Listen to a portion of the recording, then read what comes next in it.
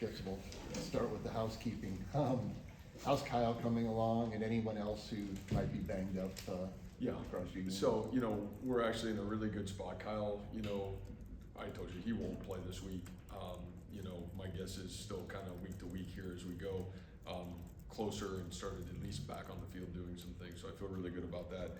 The one tough deal, we lost Tez. Tez is going to be out for the year. So that's a situation that, really stinks for the kid. But, man, just how he's handled it has been uber impressive. And, a great human, and he'll be back ready to rock and roll, next year. And then everybody else is good to go. So we should be in a great spot.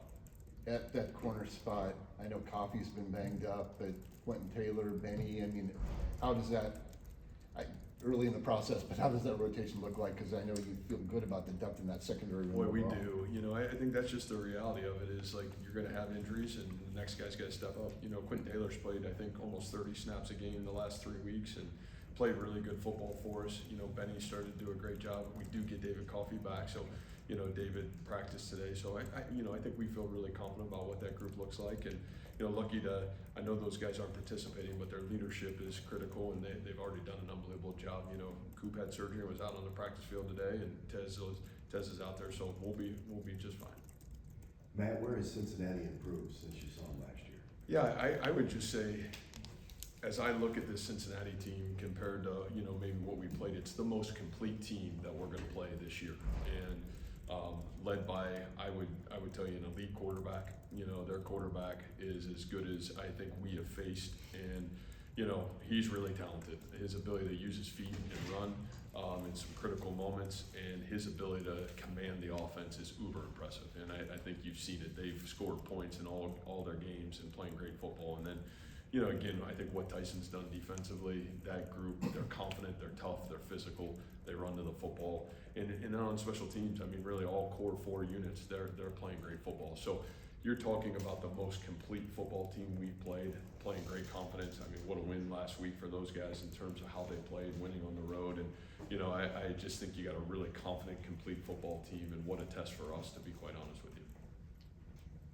I know part of the reason, Cooper got moved to the outside corner and Williams outside corner is the communication aspect of it. What's kind of lost or has to be made up from a leadership communication standpoint? I don't think much, because I think the reality of it is we were worried about that early, and I think that so many of those guys have had to play, and I think that's probably the greatest gift is those guys, man, how to practice, how to communicate, what that looks like.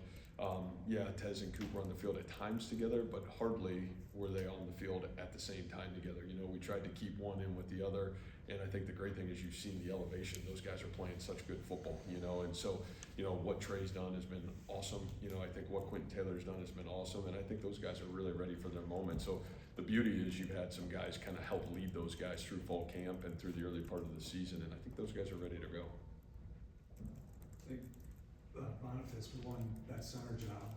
What did you see then, and what have you seen now through 5 games? And I'll be honest with you, I think it was kind of like we really didn't know going into Kansas State, to be honest with you, exactly where we were. And, probably Trev's situation solidified the start of the season. But what Jim has done has been remarkable. I know I said this before the season when Jim took over into that K-State game is, Jim put on 20 pounds between the end of last football season and where he was, as the start of this football season. I think I always say this. I remember recruiting Jim and calling his high school football coach, and when we were in the decision of are we going to offer this guy or not, and his high school football coach said, I guarantee you by the time he becomes a senior, this guy's going to be one of the best leaders in your locker room. And boy, was he right. I mean, his leadership, his toughness. Man, Jim is a uber intelligent human, but he is one of those guys that, man, to be replaced, not start last year, that's really tough. And I don't care who you are, what circumstance, and how he handled it, how his ability to respond to that adversity and get better. It's been probably one of the great stories on our football team. I think if you ask all of our kids in our program who they respect, they're going to tell you Jim Boniface, just how he handled it, how he came back better, and he's played really good football for us. And we'll need him to continue to do that, but his leadership, his ability to diagnose what's going on, to get all 5 guys going in the right direction, man, Jim does it at a really special rate. You mentioned losing that starting job. He's not alone on this team or historically for you guys on that offensive line to to lose a job after multiple years and then either come back or not? I guess what's the dynamic or the competition within that room that doesn't seem like a lot of jobs are safe? Yeah, I think, and I would tell you a little bit globally, just in our team right now, you know, I think you got that at some other places, linebacker, and, you know, I think number one is hopefully selflessness. Like, I think we talk about that so much in our football program, and, you know, those are hard to, let alone being the player, those are hard decisions to make too, because I think we care about all of our guys in our football program, and I think anytime you make a decision not to know if you're right or not, and we're not always right, believe me, but I think you're always trying to do what's best for the team in that moment. And, you know, I think to me, then for the human that it's happening to, how do you respond to this? I think equally it's our job then as the coaches to say, hey, here's why this is happening. You can either accept it, or we can work through this and figure out how to get you back to where you want to be. And I think we've always tried to do a really good job of communicating through that. And so, I think you look at James's situation, you look at Jim's situation, I think you look at Carson Willich's situation, and you see what's happened there. You know, I think Kale's kind of going through that right now a little bit. Will McLaughlin at times is going through that because of injury and some other things. And, you know, our kids, I think that's the one thing I really love about this team, no matter what they're personally going through, the ability to come back for the betterment of the team, be a great teammate, work through their own situation, and then, man, come back better when they have the opportunity to respond to it. And that's certainly been a fabric of our football team. How does that, I guess, on one hand, how does that situation complicate it, or how do you keep it from being complicated on the other hand with the transfer portal, where a guy loses a job, I mean, Yep. easiest thing to do is go get a job somewhere else. Yeah, that's right. And I think the biggest thing, the only way I know how to handle any of those situations is absolute honesty. And, you know, number one, I think we have to look ourselves in the mirror at night. And number two, I think the reminder for me, I mean, you know, it's interesting as my own children are getting older, man, how would you treat your own child going through this situation? And I think any time that you go through adversity, you would love to have complete transparency and honesty of what's going on in the situation, and then help that person work through the adversity, whether it's here or they decide to go somewhere else. You know, those are their options, but we have to do a great job of understanding, man, these are 18 to 22-year-olds, and there are gonna be good days, there are gonna be tough days, there are gonna be tough moments, and, you know, I think we're all defined and continue to pound away is, man, when tough times come, how do we respond really is defining the character of a human and a football team for sure. It was fun to see Ben get that deep pass the other night. What was your perspective on that, and just overall, in his few years here at Ames, what have you seen from him and making the player he is? Yeah, you know, Ben's really special football player, and you know, I think what makes Ben really unique is he is a great football player. You know, Ben probably could play wide receiver, running back, you know, probably could play quarterback if you needed him to, just because he's one of those guys that, you know, he grew up with a father as a head football coach. This guy played 4 sports, you know, so he was always playing sports growing up. And so I think we knew when we got Ben, you were getting somebody that A, loved football, that B, really had this unique athletic ability that could do so many different things for your football team. What doesn't get talked about, probably Ben's best blocking game in the game was Saturday. And, you know, I think just a credit to him, because he's really improved as a tight end, as well as all the unique things he can do for us offensively. And that play is unique in its own right. The main target is covered, so that's like option like C. Like, we didn't even practice it that way, you know. And so, you know, when he made the play, I just said on the headset, man, this guy's a football guy. You know, he's got a great worldly knowledge of what's going on, and he's got great vision. So we're grateful to have him. Really proud of his growth for sure. Maybe this is a question for the off season here, but the injuries in the secondary this year, linebacker last year, you brought in Joe Resendez, seemed to have done a pretty good job like over this last off season. Do you think that maybe the rules need to change a little bit, like from the NCAA, where you, like the off season, like you do more, you do less? No. Spring ball I think go what away? happened this year is totally fluky. So, you know, I think some of the things that maybe happened in the past are unique. I think when you talk 2 ACL injuries, you're talking, man, that's football, and football's going to happen. And so, no, I don't think the rules will change. I think the world wants everything to change, and you can take away toughness from football players, and that'd be a major mistake. But let's hope they don't change, so we can still teach football and learn how to play the sport of football. How does Willick complement Bacon and Ebel, and what has his return meant for the linebacker room?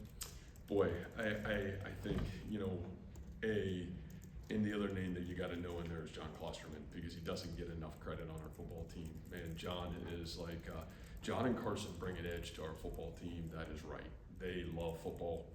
Their mental toughness and their ability to spark our football team and kind of bring a sense of toughness to our team is huge. And I think even gaining those guys back last weekend, that was huge for us and huge for our team. And, you know, I do think it's big for Coop, you know, to be sitting in the middle and know you got guys on both edges of you that you have absolute faith and trust in. And, you know, Coop played his best game of the season, you know, on Saturday, which I was really proud of. And I think he's only going to keep playing good football. But, you know, I just think for us, there are so many veterans in that linebacker room. And again, you talk about communication, you talk about, you know, the ability to get everybody aligned. It really starts at linebacker. And when that room's healthy, I feel like we have great communication on defense. And I think, you know, that's what the veteranness of John and you know, having Carson in the football game with Bake and Zach on the other side. I think those are huge things for us.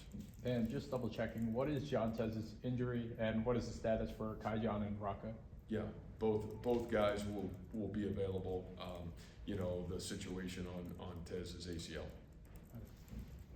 And I know you talked about Chase so well after the game, breakout game, but kind of unique background for him with the baseball and his dad. Does that translate? And then also his journey. You talk a lot about people's stories being told. I mean, he starts in Colorado, tell him to take a hike, and he goes to East Carolina. Has a lot of options and comes here. Can you just reflect a little bit on his journey and that background? Yeah, you know, and honestly, nobody's talking about Chase's mom, who was like an elite soccer player at the University of Florida. And his dad will get mad, but I think Chase's mom is probably bar none the best athlete in the family.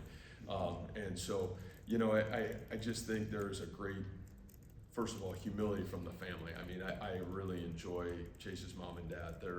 They were looking for what was right, not what was most. And I really appreciate that. And, you know, like I said, I think you're always defined by adversity, and I think it was adverse the first 3 or 4 weeks. You know, Chase is prideful, and, you know, it stinks to have to work through some injuries, which he had to do. And, you know, we all want instant gratification, and you didn't get it. And I think the thing that was really rewarding was, I think, the support that he got from home, the support that, you know, he sunk into with our coaching staff to kind of work through, you know, maybe a slow early start for him. And I think all those things come from a great foundation, and what he has at home is a great foundation, and we're really grateful for that. And, you know, Chase's brother is here as well, Hunter, and is on our team. And, you know, to have both of them here, I mean, Hunter, I think, got named Scout Team Player of the Week last week, you know, for that game. So to see both of those young men and to have both of their spirits, their work ethic, I think it says a lot about mom and dad. And you're right, he's got great baseball background. You know, we had a softball tournament to start back here in May, and he was pretty impressive. He probably was at MVP status. His catching great, hitting probably can still, maybe that he can still work on that a little bit, but I thought his ability to play center field was pretty impressive. Coach, you're 2 against Tyson Vite. What have you learned going up against someone who was in your program for so long?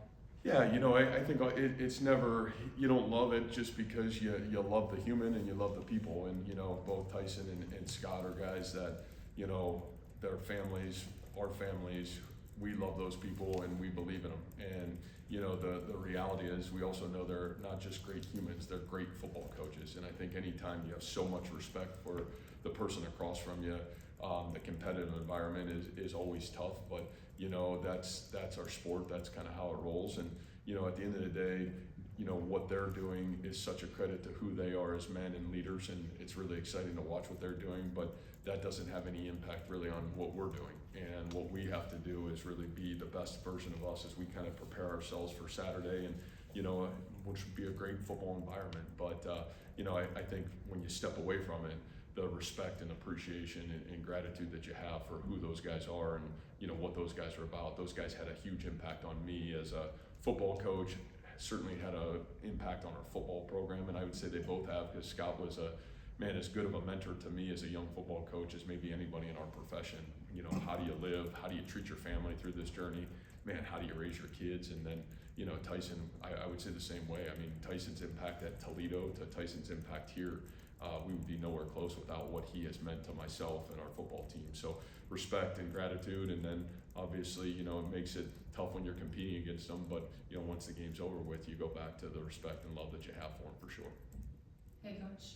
Will Jontez Williams and Jeremiah Cooper still travel? Yeah, I don't know if we know that yet. Okay, I was just wondering, and then who do you see filling their spots? Do you have an idea of who? Yeah, who's kind of filled in, Quentin Taylor and Trey have both played a ton of football, and so I don't even know if it's fill in. I think they just continue to play more, and Trey played awesome last week, and, Quentin's, like I said, played a ton of football, and, I think Benny Nagoya is a guy that just keeps impressing across the board, so I think we feel like there's certainly the players to be ready to go, and again, football happens, and the next guy's gotta be ready to go play. I think on 2 occasions you've called the timeout at the end of the first quarter and Yeah. a punt. What's the strategy there? Yeah, last Saturday, I wanted them to punt out of our student section end zone, to be honest with you. And, I really felt like there wasn't a ton of wind. At Iowa, there was a ton of wind. And I wanted them to punt into the wind, and I thought it was a huge factor in it. Probably right, still don't know if the decision was right or whatever happened in that play. But, thought we would have got the ball in really good field position, and I think it kind of proved right. It's always risky because I like to keep those timeouts usually, for a 2-minute situation at the end of a half. But, I just felt like the weather, the environment, I thought it was the right opportunity to try to gain the most field position, and uniquely we did. But, obviously that was the mindset around it, whether that's a right call or not, that was my thinking. Do you, I guess, the weather specifically, is that something you go into a game saying, we're in this situation, I'm gonna do it? You don't have to make a decision on I don't know. I think sometimes you don't even know until you get out there, and then at our place, it changes by the minute. So, I do think you're thinking about those things as the game's going, and, at least how we start the game, we're always talking about, are we going into the wind? Are we kicking into the wind? What's that look like? Because I think, whoever you put out there to start the game needs to know what are the elements against them, and so we'll talk about that. But I think those decisions are a little bit spur of the moment, because I think you're just trying to figure out what's the edge, and it's unique that both of those have happened early in the season, and that was the thinking behind it, though. Take one more here in the middle.